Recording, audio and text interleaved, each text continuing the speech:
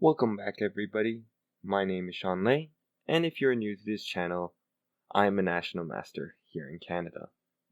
Today I have a video by viewer request in which the viewers, you guys, wanted to see the lines of the Scotch Gambit, a variation that I play very often and what I like to teach a lot of my students, as it is an opening that a lot of your opponents will go into not knowing what to do, allowing you to use lots of their time to think about your moves, while your opponent is thinking a lot on their moves to find what is most likely to be bad moves.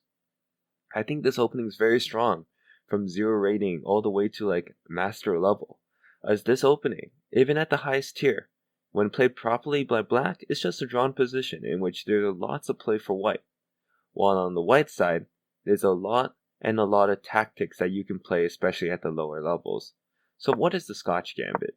The Scotch Gambit begins like this. It begins with the Scotch game, and when black takes here, white plays bishop c4 instead of the regular knight takes d4. Knight takes d4 just leads to a lot of variations that are very drawish, and that's why I don't really like these positions. So, for example, queen f6, c3. And in fact, it is in these positions that black is the one who's getting a lot of pressure on white. And so it is up to white to try to defend and get an advantage. I don't like those positions. What I like to do instead is play this bishop c4 move, and instead it is white who's going for the advantage. Look, white has open squares for his pieces. He can play gambits with pawn c3. And this play is very dynamic. Now, you might be asking yourself, what happens if your opponent doesn't take? If your opponent doesn't take, there are a lot of issues. Let's go through a couple of them. If your opponent, first of all, plays d6, you can just play e5. And e5 allows pawn c4 later on, knight c3, and you just have lots of space. The problem with getting space in the opening is generally because your opponent gets lots and lots of play against your center, because since you're moving pawns, you're not moving pieces, but in this position, you have as many developed pieces as he does. So you're actually much better in this position.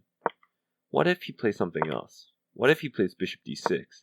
Well, no way this can be good. Again, you can play d5, c4, a3, b4 with simple c5 plans, right? And you just win those. You don't have to worry. If f6 here, and if knight takes, you have this silly trick up your sleeve. But let's assume he takes with a pawn instead of, the very silly knight takes. Just play bishop c4. He moved the f pawn. He can't castle anytime soon because look at his bishop. You can just pull it back, put it on a2, and you can watch black suffer as he doesn't know what to do. Even if he gets his pieces developed, guess what? You castle, let's just say he gets this in, we castle, bishop c5. Say we play a3, you're trying b4. Look, he can't castle. What is he trying to do in these positions, right? We can play knight c3, rook e1. Like, we just have all the play here. There's nothing to be worried about. So, your opponent is basically forced to capture here. You play bishop c4, and now there are a lot of variations. There's bishop here, check, bishop c5, bishop e7, knight f6, and d6. So let's go through them all. Each one of these variations, no matter what your opponent plays, I will teach you a very simple system. Alright? So today we're going to go over only 2 of these variations, because there's a lot to cover. So, what if your opponent plays this silly bishop e7? And by the way, everybody, this is going to be a few part series in which I'm going to be explaining this opening quite thoroughly for the beginner to intermediate level. With this, if you practice well enough, I'm sure you'll destroy a lot of opponents than if you played the very boring Rai Lopez or the Joko piano.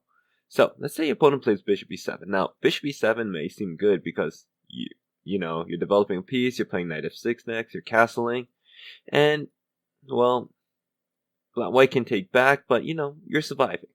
So, in this position, what white wants to play here, I'll give you a tip, guys. If black ever moves the bishop to any of these squares, you basically just always play c3.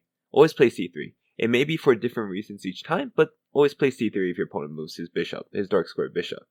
Now your opponent has a few choices here. He can play knight f6, or he can take here. He could also push here, but then your queen just takes, and there's really nothing to be worried about. These positions, you're more developed, you have more center, you're just winning. You're just better. So, what if your opponent takes here?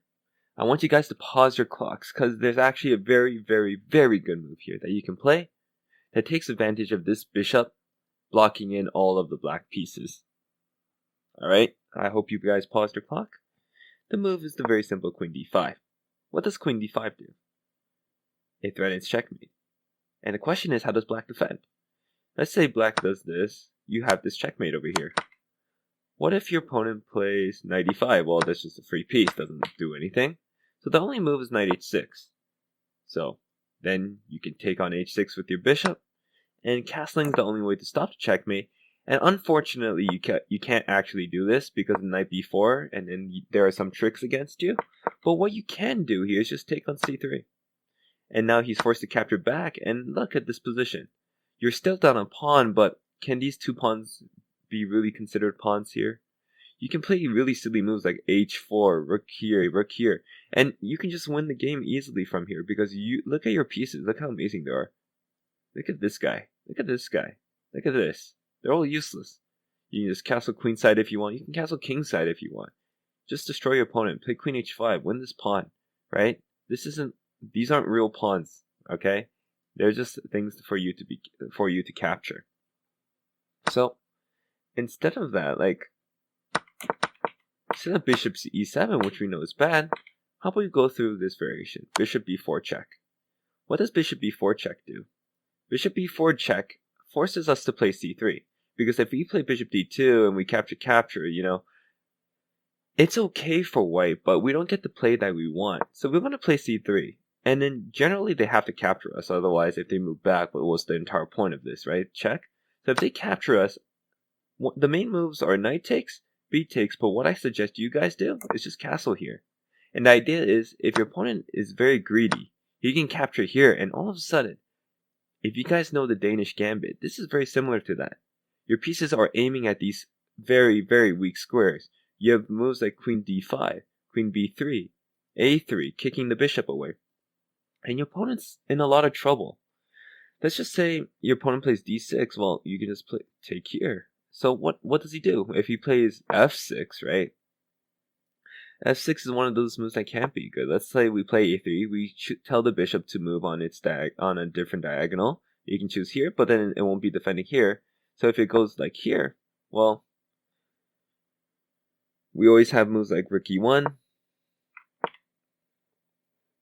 knight c3, and it is actually up to black to try to win, to actually draw this position or get to an equal position. It's actually hard to decide what to do for him, right? In fact, you could play queen b3 here. Queen b3 is probably what should be played here, because you're threatening the knight and also you're threatening this check over here, right? So if you play something like this, right, you still can't castle, remember, because you cannot castle into check. But you can play moves like rook e1, just try to play e5, and your position is just solid. You're the one attacking, you have all the chances. Now let's say he doesn't capture. Let's say your opponent plays knight e7, which seems like a decent move, right?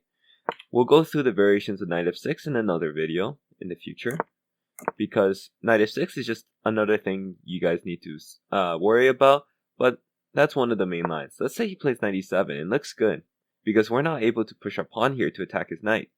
So what we can do here is take here with the bishop, gain tempo, which is very important when we're attacking short-term weaknesses, when he's not castled, because he can't castle here because we'll just take his bishop. So if he moves somewhere like bishop a5 or bishop c5, it really doesn't matter, right? What we can do here is this very tricky knight g5 move. What does knight g5 do, you may wonder? So there's two ways to defend this f7 pawn that doesn't just sacrifice a pawn for no reason like d5. And that's castling and knight e5. And at first glance, castling seems very good. But in this instance, I want you guys to pause your videos and tell me. Just tell me, please. Think for a little bit, pause the video, and tell me. But before you guys think, if you guys are enjoying this series and want me to do more, please like the video and please comment any questions you have below and I'll make sure to answer them. So, back to the problem here. What does white play here to win the game? The answer is queen h5. You're threatening checkmate here, and the only way to block it is h6. g6 is silly, because you just checkmate. So h6, you take here, attack the queen, move here, double check, so he has to run the king. We'll move the knight here back, check. King goes back, and it's checkmate. So, castling does not work here. It's completely lost. So the only other way is knight e5. Here you can just capture here, check. Knight takes, king takes, and then you play queen h5 check, king anywhere, capture the bishop. And even though you have these, you might consider terrible pawns here, which they are, your opponent's king is not very happy here. He's not developed at all, and your pieces are all ready to come out extremely fast. So, these positions considered equal, slightly better for white. So, let's go through all the lines that we went through today. So, queen d3, as I said, d3 doesn't do anything because queen takes d3.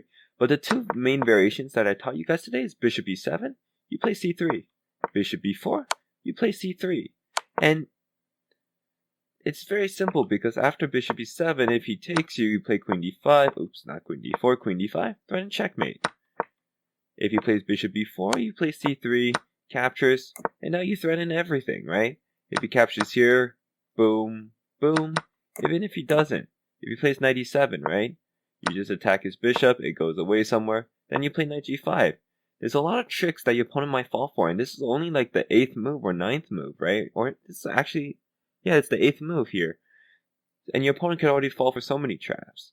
So, I hope you guys enjoyed this opening. It's an opening that I really do adore, and one that I actually still play today, whenever I'm not playing my other system, which if you guys want to know, it's called the Kali Zucator.